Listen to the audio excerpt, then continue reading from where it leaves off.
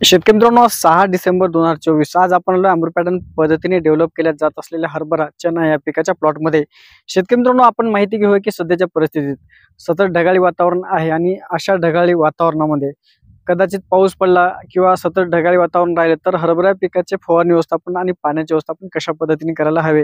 त्याचबरोबर फुटवा जे काही आपल्याला सांगितलं जाते वेगळ्या माध्यमातून सोशल मीडियामध्ये इन्स्टा असो युट्यूब असो किंवा वेगळ्या माध्यमातून आपल्याला सांगितलं जाते की फवारणीमध्ये म्हणजे वेगळ्या प्रकारची जर आपण औषधी घेतली तर जास्तीत जास्त हरभरा पिकाला फुटवे बघायला मिळतात। तर हे कितपत खरं आहे याची सुद्धा आपण माहिती घेऊया। शेतकरी मित्रांनो, ज्या शेतामधून आज आपण हा व्हिडिओ शूट करत आहे या ठिकाणी जे अंतर आहे हे बघू शकता। हे जे अंतर आहे 4 फूट आहे। परत 2-2 फुटानं 3 तास आहेत, काही ठिकाणी 4 तास आहेत। आणि महत्वाचं आहे या पद्धतीमध्ये आपल्याला इथं आल्यानंतर वेगवेगळ्या प्रकारचे प्लॉट बघायला मिळतील। आणि हरभऱ्याचे चांगल्या प्रकारे उत्पादन घ्यायचे असेल तर महत्वाच्या 3 गोष्टी आहेत, त्यामध्ये पाणी व्यवस्थापन पहिला विषय, त्यानंतर खत व्यवस्थापन आणि त्याचबरोबर अंतराचे व्यवस्थापन हा महत्वाचा विषय आहे। आणि बऱ्याच लोकांना जास्तीत जास्त बुरशीचा प्रश्न पडतो, म्हणजेच जास्तीत जास्त शेतकऱ्यांच्या शेतामध्ये मर रोगाचा प्रादुर्भाव आढळून येतो। जसं की या ठिकाणी आपल्याला शोधून सुद्धा सापडणार नाही तरी सुद्धा मी तुम्हाला काही ठिकाणी दाखवतो। या अलीकडे शेतकरी मित्रांनो, जर आपल्या शेतामध्ये 5-10% जर मर रोगाचा प्रादुर्भाव असेल किंवा झाडं पिवळे लाल पडत असतील, पानझड होत असेल तर अशा ठिकाणी आपल्याला फवारणी व्यवस्थापन करायचं आहे। त्याचबरोबर महत्वाचा विषय अजून आहे, खताचं व्यवस्थापन सुद्धा करायचं आहे आणि पाण्याचं व्यवस्थापन सुद्धा करायचं आहे। आता बघू शकता या ठिकाणी हे झाड आपल्याला मर रोग म्हणजेच मर रोगाचं झाड आपल्याला इथं बघायला मिळते। तर अशा ठिकाणी आपल्याला काय करायचं, सर्वप्रथम हे झाड जे आहे आपल्याला अशा प्रकारे काढून टाकायचं। आता आपल्याला काढल्यानंतर जिथं गड्डा पडलेला, आता इथं गड्डा पडला समजा, तर या ठिकाणी आपल्याला ड्रिचिंग करायची आहे। 15 लिटरचा पंप घ्यायचा आहे आणि 15 लिटरच्या पंप मध्ये आपल्याला ब्लू कॉपर 30 ग्रॅम, त्यासोबत 100 ते 150 ग्रॅम युरिया त्या पंप मध्ये टाकून एका ठिकाणी आपल्याला 50 ते 60 ml पाणी टाकायचं आहे। आणि समोरचं नोझल काढून आपल्याला इथं ड्रिचिंग करायची आहे। आपल्या शेतामध्ये 5-10% असेल तर 50 ml घेऊ शकता आणि मर रोगाचा प्रादुर्भाव जास्त असेल तर अशा ठिकाणी आपण जे प्रमाण आहे 50 ml ऐवजी आपण 100 ग्रॅम सुद्धा तिथं ड्रिचिंग करू शकता। अशा प्रकारे आपल्या शेतामध्ये क्वचित 10 झाड असतील, 1-2% झाड असतील तर अशा ठिकाणी लवकरात लवकर आपल्याला जे ड्रिचिंग आहे ते करायचे आहे। याचे एकमेव कारण आहे म्हणजे जे काही आपल्या शेतामध्ये बुरशीचा प्रादुर्भाव 1-2% आहे त्याचा प्रसार अधिक व्हायला नाही पाहिजेत, याच्यासाठी आपल्याला हा प्रयोग करायचा। आणि हे जे काही झाड आपण उपटून काढले समजा, तर हे झाड आपल्याला संपूर्ण बाहेर शेताच्या म्हणजे धुऱ्यावर कुठेही आपण ते झाड फेकून देऊ शकता। आता दुसरा महत्वाचा विषय आहे की पाणी व्यवस्थापन।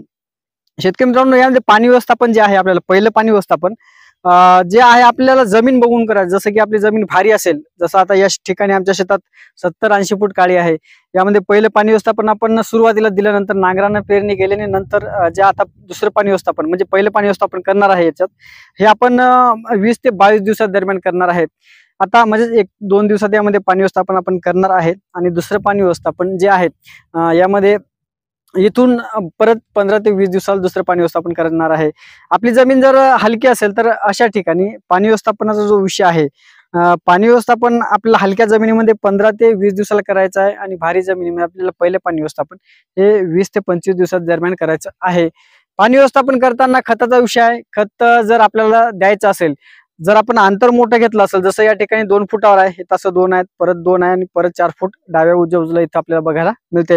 आता जर आपण अंतर मोठं घेतलं असेल तर अशा ठिकाणी पहिल्या पाण्यासोबत आपल्याला एकरी 25 किलो युरिया द्यायचा आहे। अंतर कमी घेतलं असेल तर अशा ठिकाणी आपल्याला युरिया द्यायचा नाही, फवारणीमधून आपण इसा बियाणे घेऊ शकता। आणि बरेच शेतकरी या पारंपरिक पद्धतीने लागवड करतात, 1.25 फुटानं पेरणी करतात, 1.5 फुटानं पेरणी करतात। अशा ठिकाणी आपल्याला जास्त प्रमाणात जे काही युरिया आहे किंवा जे काही आपण टॉनिक टाकतो किंवा विद्राव्य खत टाकतो हे सुद्धा आपल्याला टाकण्याची गरज नाही। महत्वाचं आहे आपल्या शेतामध्ये फुटवे अधिक यायला पाहिजेत, हा महत्वाचा विषय आहे। अनेक शेतकऱ्यांना प्रश्न असतो की फुटवे येण्यासाठी औषधी आहे का, यावर अजून कुठल्याही प्रकारची फवारणी आपण केलेली नाही। या चॅनलला 22 दिवस पूर्ण झालेले आहेत आणि 22 दिवसामध्ये जर आपण बघितलं इथं आपल्याला चांगल्या प्रकारे फुटवे बघायला मिळतात। अनेक शेतकऱ्यांना वाटते की झाडाची उंची आणि फुटवे याचा जो जे अंतर आहे, म्हणजे एका झाडाला फुटवे किती असायला पाहिजेत त्याचा आपण थोडक्यात माहिती घेऊया। आता बघू शकता एका ठिकाणी आता 3 झाड आहे समजा। आता पेरणी पद्धतीमध्ये कुठं झाड 2 येतात, कुठं 3 येतात आणि जिथं 1 आहे तिथं अधिक फुटवे बघायला मिळतात। आता एकच झाड आहे, याच्या ठिकाणी जे मुख्य फांदे आहेत याला हे 1, हे 2, हे 3, हे 4 आणि हे 5 आणि जे फुटवे आहेत म्हणजे लागणारे सरळ जे फुटवे आहेत ते आपण मोजूया. 1 2 3 4 5 6 7 8 9 10 12 13 14 15 16 17 18 म्हणजेच याला 22 दिवसामध्ये जवळपास 18 आज फुटवे आलेले आहेत. आणि ज्या ठिकाणी एकच झाड आहे त्या ठिकाणी अधिक फुटवे आपल्याला बघायला मिळतील. तर सांगण्याचं एकच तात्पर्य आहे की आपल्या शेतामध्ये 22 ते 25 दिवसाचा हरभरा असेल किंवा एका महिन्याचा हरभरा असेल त्याला कमीत कमी 15 ते 20 च्या दरम्यान फुटवे असणे गरजेचे आहे. आता या ठिकाणी फुटव्याची जी संख्या आहे, जसं आता आपण हरभरा खुडणी केलं समजा, तर याच्यामध्ये फुटवे अजून वाढू शकतात. बरेच शेतकरी मोठ्या अंतरामध्ये हरभरा पेरणी करतात, टोकन करतात. टोकन केल्यानंतर खुडणी वगैरे करण्याची आवश्यकता नाही. टोकन केल्यानंतर ऑटोमॅटिक फुटवे येतात, कारण झाडामधील जे अंतर आहे, दोन झाडातील अंतर चांगल्या प्रकारे मेंटेन राहते.